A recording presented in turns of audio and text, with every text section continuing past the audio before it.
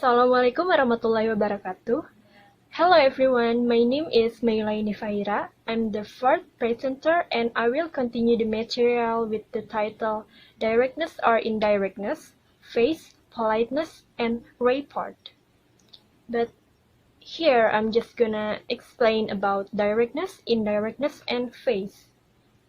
Okay, so John suddenly found that speech acts such as request, apologize, invitation, refusal, and so on can be roughly divided into either direct or indirect ones. Directness is the quality of being straightforward and concise, stating a main point early and clearly without embellishment or digressions. In order to communicate effectively with a particular audience, a speaker needs to maintain a balance between directness and politeness. And indirectness is a way of conveying message through hints, insinuation, question, gestures, or circumlocutions. Brown and Levinson define indirectness as a set of politeness strategies which can be used to minimize imposition on the hearer and to establish solidarity between the speaker and the hearer. This is an example of directness and indirectness. A classmate of yours asks you whether you would like to go to a cinema with her and a couple of other classmates during the weekend. You do not particularly want to go because you need to prepare for an essay. How are you going to say no to her? Which of the following reply sounds most like you? A. Would you like to go together with me? The answer from B1 is, no, I can't, thank you anyway. B2, I need to write an essay. B3, let me have a think. I'm not sure that I will be free soon. B4, thanks, but I can't. I have visitors at the weekend. I need to show them around. The declination by the second speaker vary in the degree of directness. While B1 is direct, B2, B3, and B4 are comparatively indirect. So, what is the relation between directness or indirectness with face, politeness, and rapport? Let's see the following explanation. People in all cultures have an awareness of self-image or face as they communicate. Protecting face is important for communicating and behaving successfully with others, even though it may not be accomplished consciously by talk participants. A face-threatening act, or FTA, is one that would make someone possibly lose face or damage it in some way. So we need to face-saving act, or FSA, to lessen the possibility of threatening someone's self-image or face. According to Brown and Levinson's politeness theory, face is socio-psychological construct consisting of two dimensions, which is positive face is the desire to be approved of by others, and negative face is the desire to be unimpeded in one's action. That negative here doesn't mean bad, but it's simply the opposite of positive. Negative face is the need to be independent and free from imposition. So, a face-saving act that emphasizes a person's negative face will show concern about imposition. For example, I'm sorry to bother you. I know you are very busy and feel free to say no, but if you have the time and you are able to, it would be amazing to get a letter recommendation from you. Like that. And a face-saving act that emphasizes a person's positive face will show respect and esteem them. For example, I want to ask you for a letter recommendation. I'm asking you because you are an expert in the field and I think you'd be the perfect person to write a letter for me. So, positive face refers to one's self-esteem, while negative face refers to one's freedom to act. Well, I think that's all from me. Thank you for your attention. Now let's move to the next presenter, the Afifah, which gonna explain about politeness. Bismillahirrahmanirrahim. Assalamualaikum warahmatullahi wabarakatuh. Hello, my name is Afifah Fauziyyah. My ID number is 1821222059. Am I from class E? Today I'm going to continue the material from the previous presenter. The material is about politeness. I believe that most of you are already familiar with this term and even apply it in your daily life. But do you know the definition of it, strategies, and system of politeness? If you don't, please pay attention because those are what I'm going to tell you. Okay, but before we dig deeper into the term of politeness, it will be better if I explain first about the correlation between the speech acts and politeness. The previous presenter has explained about what is speech acts and its example, right? But do you know the correlation between both of them? I mean between the speech acts and politeness? Can you explain it? Okay, do you still remember the example given before to you? It is a situation when your friend asks you to go to the cinema with her. She says, would you like to go together with me? And there is several answers provided. If you choose to answer it indirectly, you might say, I need to write an essay. It means that you refuse her request politely. But if you choose to directly answer it, you might say, no, I can't, thank you anyway. It's less polite if you ask me, but it doesn't mean that if you speak it directly, it means that you are rude. No, it's just less polite if you ask me. And both answers have the same meaning, which is you can't go or you can't fulfill the request from your friends, but the difference is the way you speak it. You can say it indirectly, which is more polite than the direct one. Okay, so indirect speech acts are considered as polite. Now we move to the next questions. What is polite? According to Huang in 2008, politeness can at once be understood as a social phenomenon, a means to achieve good interpersonal relationships, and a norm imposed by social conventions. Okay, that's definition. Let's move to the next questions. Why do people choose one particular linguistic forms, in this case indirect speech acts, over another when they interact with each other? The reason why people choose indirect speech acts over another might because they want to make a good impression and want to make addressee feel good. Thus, they're willing to continue the conversation with us. If you want to be polite, there are 3 rules that you need to fulfill. Robin Lakoff in 1973 proposed rules of politeness, which consists of a set of 3 rules. The first one, don't impose or jangan memaksa. The second one is give options. The third is make addressee feel good or be friendly. However, Lakoff states if you obey these 3 rules of politeness, at the same time you are breaking the rules of clarity. Why? Because when you are being polite, you are also being unclear in expressing your intention. Okay, let's move to the next question. What are the strategy of politeness? According to Brown and Levinson, there are 5 different strategies of politeness. The first one is without regressive action, boldly.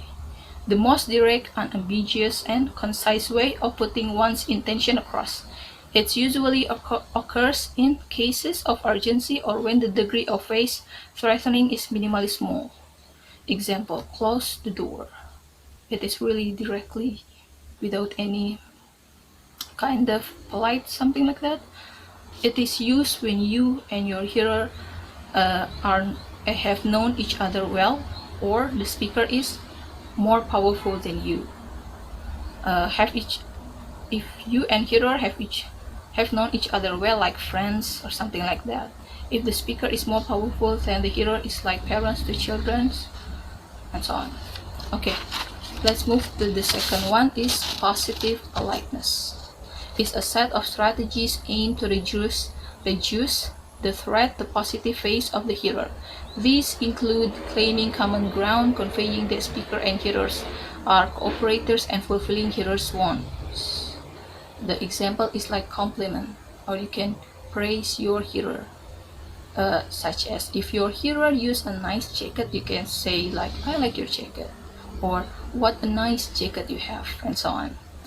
The third one is negative politeness. It's a set of strategies aimed at reducing the threat to negative face of the hearer. These include being direct, do not presume or assume, do not coerce, communicate speakers, wish to not impinge on hearers, and redress hearers' other wants. Example, I know it will be late, but do you have time to meet after class for a few minutes? Here, the speakers place himself, no, it's like the speakers assume that the hearers like didn't want to fulfill his request, so he makes some kind of hedges or feeling doubt that the hearer want to fulfill his request, so he used I know it will be late, something like that. Okay, the fourth, off record, is using hints to deliberately make our intention ambiguous. Example, is anyone cold here? It means that the speakers want the hearers to turn on the heat. Okay, she used hints like cold to make her intention ambiguous, like turn on the heat. Okay, the last one is don't do the FDA, face threatening act. The speakers gives up her communicative intention when the face threat is too great. Okay, let's move to the last questions, which is what are politeness systems? According to Skolan and Skolan in 2001, there are 3 different politeness systems. The first one is deference politeness systems. It occurs between two with symmetrical power and distance. The relationship aren't closed, Example, 2 travelers talk to each other while waiting at the train station. They have symmetrical powers, which is they are travelers, but they have distant relationship because they are strangers to each other, right? And this politeness system is behavior that shows you respect somebody, right? The second one is solidarity politeness system. It occurs between 2 with symmetrical power and close relationship. It is like 2 friends have a chat. They are same friends, has symmetrical power but close relationship. Okay, the last one is hierarchical politeness system. It occurs between 2 with asymmetrical power and close or distant relationship. It is like a lecturer with his student. It can be close or distant relationship, but it has different power. Okay, that's the last question. The next material will be delivered by Zaky, and I will also write all of the questions I've mentioned before on the comment section below, and I hope you guys willing to answer it based on your opinion. Thank you so much for your kindly attention. Stay healthy, stay safe, and wassalamualaikum warahmatullahi wabarakatuh. Bye. Hello, assalamualaikum warahmatullahi wabarakatuh. My name is Zaky A Husain. My NPM my NPM is 182122054. Now I would like to continue the explanation of the materials that has been conveyed to you by my friends, okay, by Afifah and Meylla. So today I'd like to show you an explanation about the rapport of both face and politeness, okay? So we can learn from the activity that goes around us, from the conversation that we hear, from the culture that we know, and so on. And as we know that culture is becoming larger and larger around the world. Okay, so every country has its own culture because a culture is unique, and it is what is it? It is the rule of acceptance and familiar. Whether something is accepted and something is familiar, it can be called as culture.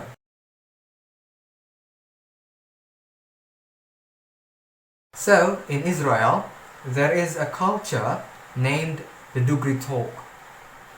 Dugri talk is found in Israel, and it is something that shows you about directness of talking, of speaking to somebody. Because Dugri talk itself is translated into direct and explicit. So it has the function to talk in direct way and in an explicit way. So we can also say that it is functions as to confront somebody, and because it is function as to confront somebody, it has the tendency to insult and intimidate. For example, in the terms of business field, in business field, we can always see what is it? An employee complaining about something to his employer, yeah. But the employer here, he doesn't take this acts, yeah. He doesn't take the complaint as an act of personal of affront. Okay, so he is expecting this, yeah, and he doesn't feeling upset because of this, because probably because in business terms, in business field, something like this will always be occurred. Okay, now we move on to the second example. In the cultural context of China, there is an interesting interesting culture China has developed from generation to generation. Such thing can be found when somebody in China offers a gift, and when somebody in China is accepting a gift. So it is called the gift offering and accepting. Alright, so the giver will tend to make this kind of act, this offering act, as something that is unacceptable, and it is inappropriate in the recipient's view. I don't know why, because it is their culture, but the action will always tend to be downplayed, and the recipient has only two options, whether he takes the gift or he reviews the gift. So when he takes the gift, or we can also say he accepts the gift, he show his gratitude, right? But when he declined the gift, when he refused it, it means that he is not showing that he is a greedy person. Okay, so it's kind of complicated, but yeah, that's the culture in there. How to say no in this condition? The recipient may have 5 strategy to say no. Whether he complains about it, that's the first one, and then the second one is being too much, or it is too expensive, for example. And the third one is questioning what is the offer about. And then the fourth one is highlighting that they have the close relationship. And then the fifth is insisting that he does not need the gift. And that is direct and less polite actually. Okay, so now we are going to take a look at the third example of the correlation of face and politeness. Okay, so you guys, I believe that you guys are mostly Muslim and you guys have already recognized this phrase. Okay, so this phrase is famous because of the song of Husain, and that is Inshallah, which means God's willing. People know this phrase. People know this phrase as an indirect way to say no. Okay, to refuse, to reject a request or an invitation. Okay, so people tend to use inshallah, this phrase, yeah, in the condition when they are requested to do something or requested to attend something, but then they do not want to go. So in order to to avoid any undesirable consequences, they use this phrase. And also, if that undesirable consequences happened, they can protect their self-image from it. Okay, so they can take cover from this phrase. Smart. Okay, so I think that is all for my explanation. I hope you guys understand well, and if there is a question, please comment down below. Don't forget to subscribe and don't forget to follow my Instagram and my friend's Instagram. I don't know. But my Instagram will be written down on the description box. So thank you for watching. Peace. Goodbye.